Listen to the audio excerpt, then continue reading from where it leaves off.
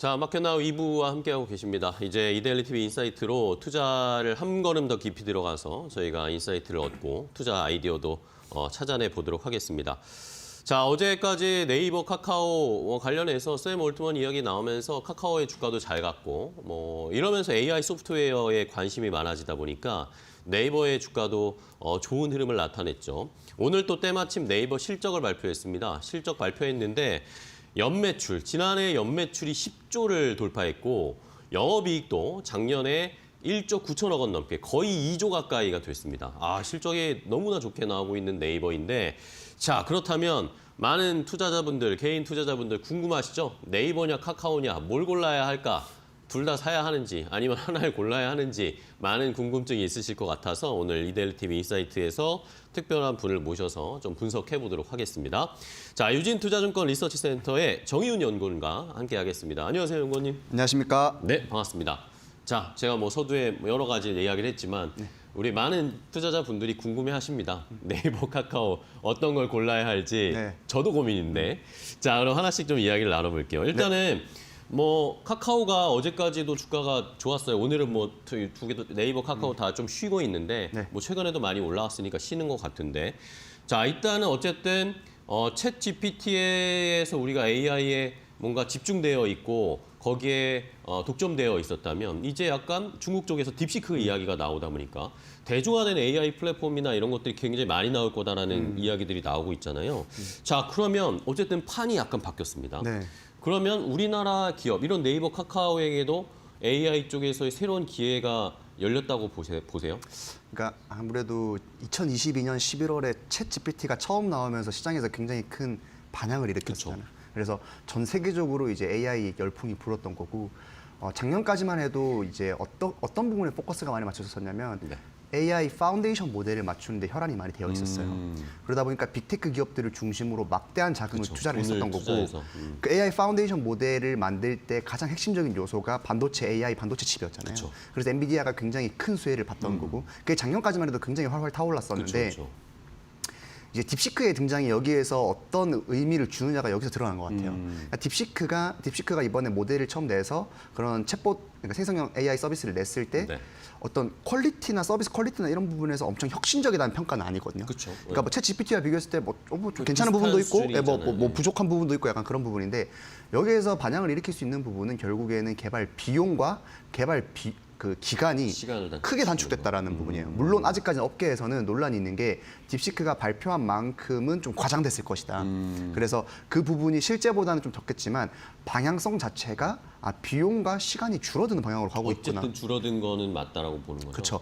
그래서 그러면 어떤 부분이 달라질까라고 봤을 때 그 전에는 어떻게 보면 승자 독식책이었어요. 우리가 더 많은 돈을 투자할 수 있고 더 많은 AI 반도체 칩을 사고 그리고 더 많은 인력을 투입을 시켜서 개발을 하는 쪽이 이제 다 가져가는 구조였는데 사실 AI 파운데이션 모델에 어느 정도 퀄리티까지 가는데 비용과 개발 기간이 줄어버린다라고 하면 거기에 이제 피해를 봤던 사실 국내 AI 서비스 업체들이라든지 그런 여러 가지 글로벌 AI 플랫폼 기업들이 다시금 기회를 잡을 수 있는 기회가 온 게 아닌가. 저는 그 딥시크의 등장이 좀 AI의 판도를 바꿀 수 있다라고 생각을 했을 때는 그런 부분에서의 좀 역할을 하지 않을까 이렇게 생각을 하고 있습니다. 네. 자, 그러다 보니까 우리 시장에서도 바로 반응이 왔어요. 네이버, 카카오 같은 종목들이 이제 딥시크처럼 뭔가 조금 더 저렴한 비용으로 조금 더 빠르게 AI를 개발하고 여기에서 우리가 틈새를 파고 들어갈 수 있지 않을까라는 기대감들이 커졌는데 그러다가 이번 주에 어쨌든 샘 올트먼이 우리나라에 왔다가 카카오와 또 깜짝 발표를 했습니다. 협업을 하겠다. 이러다 보니까 이게 무슨 의미를 갖는 건지 여기에서 카카오가 어떤 수혜를 받을 수 있을지 일단 주가는 올랐는데 샘 올트먼이나 오픈 AI 후광이 있으니까 올랐는데 이제 한 시간이 조금 지나고 나니까 그러면 카카오가 여기서 뭘 얻을 수 있지? 라는 생각이 좀 들더라고요. 사실 좀 배경을 살펴봤을 때 카카오 입장에서의 어떤 의미와 오픈 AI에서의 의미를 찾아봐야 될 것 같아요. 먼저 오픈 AI 같은 경우에는 사실 비단 국내뿐만 아니라 지금 전 세계적으로 광폭 행보를 하고 있어요.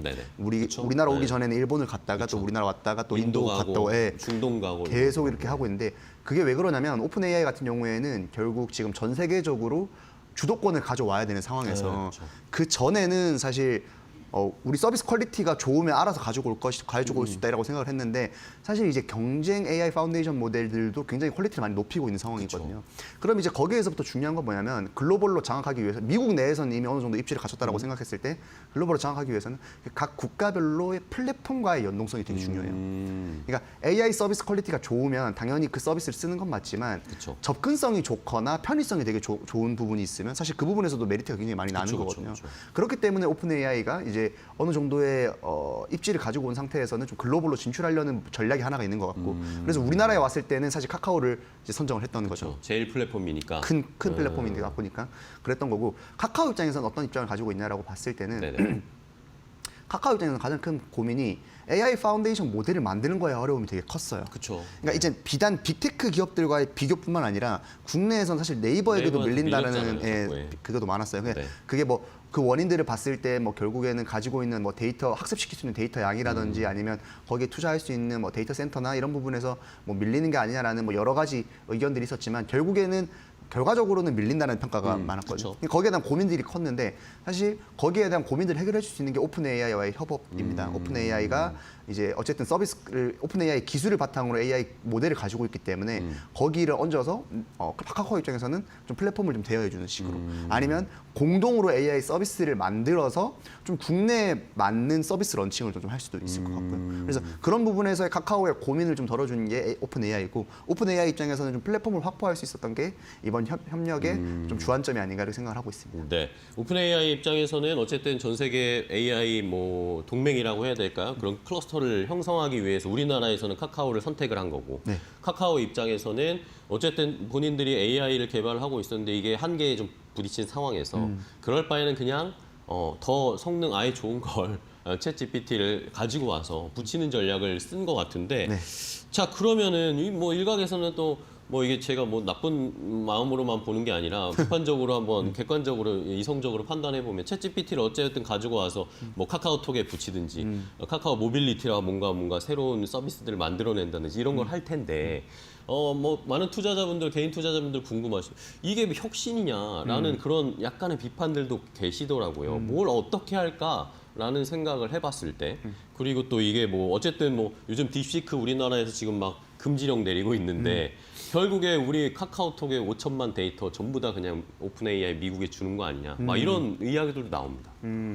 사실 뭐 제가 뭐 정보 유출이 될 수 있다 뭐 여러분 말씀드리기 좀 힘든 네네. 부분이 있겠지만 일단은 사실 혁신이 부족하다라는 평가에 대해서는 그런 비판도 지적받을 수 있다고 생각을 하고 있어요. 실질적으로 서비스가 저는 냈다고 생각했을 때 엄청나게 혁신적인 서비스가 나오기는 힘들 거라 보고 있어요. 왜냐하면 결국은 오픈 AI 파운데이션 모델 기술을 바탕으로 하기 때문에 그쵸.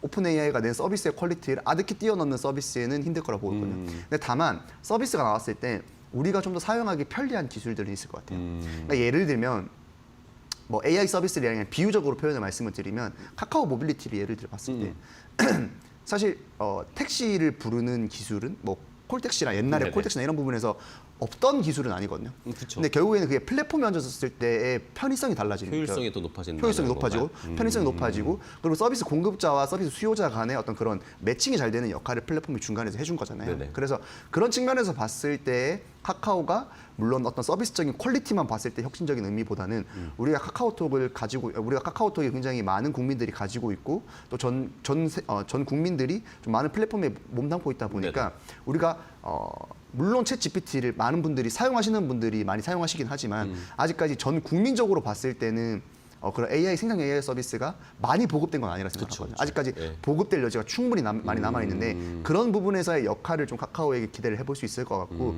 그리고 어떤 데이터 유출이나 이런 부분은 사실 좀 주객이 전도될 수도 있다고 생각하는 게 네네. 데이터 유출을 우려해서 서비스 개발을 못한다라기보다는 그쵸. 서비스 개발을 하되 데이터 유출을 최대한 방어할 수 있는 방향으로 가야 된다라고 생각을 하고 있어요. 그래서 카카오에서도 조금 이번 오픈 AI와의 협업을 통해서 그런 부분에 대해서 어떻게 하면 조금 더 소비자들에게 실질적인 서비스 수요를 낼 수 있을까 그 부분을 좀 고민해봐야 될 것 같습니다. 네, 좋습니다. 자, 그렇다면 어쨌든 뭐 카카오는 오픈 AI와 협력을 해서 본인들이 카나나 지금 뭐 AI 추진하고 있는 거 카나나 서비스를 뭐 그걸 없앨지 아니면 그걸 더 발전시킬지 뭐 전략을 아마 이제 발표 같은 걸 하겠죠, 구체적으로. 그런 비용을 조금 절감을 해서 말씀해주신 그런 다른 새로운 서비스를 만드는데 아마 비용을 들이고 노력을 공을 더 들이지 않을까라는 생각이 듭니다.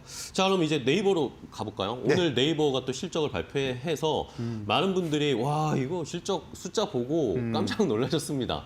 이런 상황에서 또 이 AI 쪽에서도 여러 가지 이야기 컨퍼런스 콜에서도 이야기가 나오고 있는데 어쨌든 네이버는 또 카카오는 또 다른 전략을 쓰고 있잖아요. 네. 그렇죠.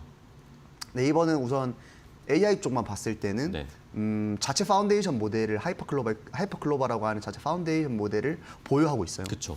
그런데 다만 아직까지 소비자분들이나 이제 투자자분들에게 관심을 많이 받지 못한 이유는 아무래도 서비스 자체가 이제 하이퍼클로버를 기반으로 한 클로버 X라든지 여러 서비스 자체가 그렇게 소비자들에게 봤을 때 큰 반향을 불러일으키지는 못했어요. 그러니까 네이버에서 봐도 이게 검색과 이 네. AI 클로버 X가의 차이가 뭔가 약간 그런 느낌은 들더라고요. 뭐 클루나 이런 부분을 써봤을 때 크게 빅테크 기업들의 그런 AI 서비스보다 나은 점을 못 찾겠는데라고 하는 지적분들도 있었거든요. 그러니까 물론 서비스가 나오기 전에는 아무래도 네이버가 국내 기업을 가지고 데이터를 학습시키다 보니까 국내에 좀 더 국내와 관련된 서비스 퀄리티는 높을 것이다라는 기대감은 있었는데 네, 그렇죠. 그 기대감이 이제 빠지면서 시장에서 좀 우려로 이제 나타났던 건데 아무래도 이번에 그 딥시크가 아까 서두에 말씀드린 것처럼 딥시크의 등장 자체가 적은 비용, 적은 이제 개발 시간으로 좀 더 퀄리티를 높일 수 있는 방향성이 오픈 소스로 나와 있었거든요. 네. 그러다 보니까 네이버도 당연히 그 부분에 대한 리서치가 들어갈 것이고 하이퍼클로버가 지금 모델이 만들어져 있긴 하지만 추가적인 이제 어떻게 봤을 때 개발 중인 모델들에 봤을 때는 그런 부분에 대한 기술력을 좀 흡수를 한다라고 했을 때 좀 더 국내에 맞춤형 서비스 퀄리티도 높아질 수 있겠죠. 그래서 네이버 입장에서는 그런 부분에 대해서 좀 더 신경을 쓰고 개발 방향성을 가져가야 되지 않을까. 그리고 오늘 그런 컨퍼런스 콜에서도 네네. 그런 부분에 대한 의지가 좀 드러나지 않았나 생각을 하고 있습니다. 그렇습니다. 말씀해 주신 김에 지금 컨퍼런스 콜에서 그런 이야기가 계속 나오고 있어요.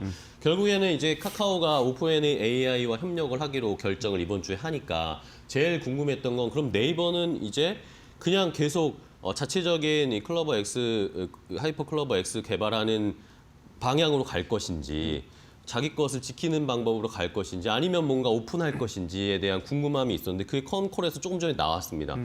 최소연 대표도 외부 LLM과도 협력할 마음이 있다. 자기들은 오픈되어 있다. 빅테크와도 협업할 수 있다. 오히려 딥시크가 이 AI 시장에 좋은 뭐라고 해야 될까 맥이었다. 이런 식으로 이야기를 했거든요. 그러면 네이버도 이제 약간 전략이 달라질 수 있겠네요.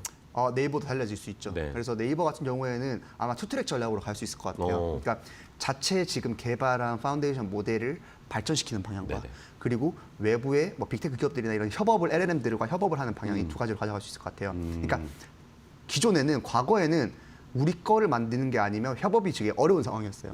왜냐하면 기술 간의 진입장벽이 굉장히 높고 그쵸. 그런 부분에 대한 이점들을 살리기 위해서 좀 많은 협업을 좀 이제 하기 어려운 상황이었는데 사실 딥시크의 등장 이후로는 좀 그런 부분들이 열려 있다라는 평가가 많거든요. 그러다 보니까 네이버 입장에서도 물론 외부 모델에 기대는 것만이 아니라 물론 자체 모델을 개발하는 방향도 가져가고 있지만 좀 여러 가지로 열려 있는 방향으로 사업을 좀 진행하지 않을까 이렇게 생각을 하고 있습니다. 네. 자, 이미 그런데 하이퍼클로버 X 자체적인 LLM 만든 상황에서도 해외 쪽이랑 많이 협업을 하고 이미 계약한 것들도 꽤 있었다고 하더라고요. 오늘 컨콜에서도 사우디 쪽이랑 계약한 거 완전히 공식적으로 얘기를 하던데 어느 정도까지 지금 진출해 있는 상황인가요? 네이버 같은 경우에는 지금 서비스와 관련해서 아까 말씀드린 많은 협업이 있는 거는 결국엔 B2B 영역입니다. 그러니까 B2B 영역에서 지난해 2월부터 10월 중순까지 봤을 때 하이퍼클로버와 관련된 이제 협업이 거의 70건 업무 협약을 MOU를 체결을 했고요.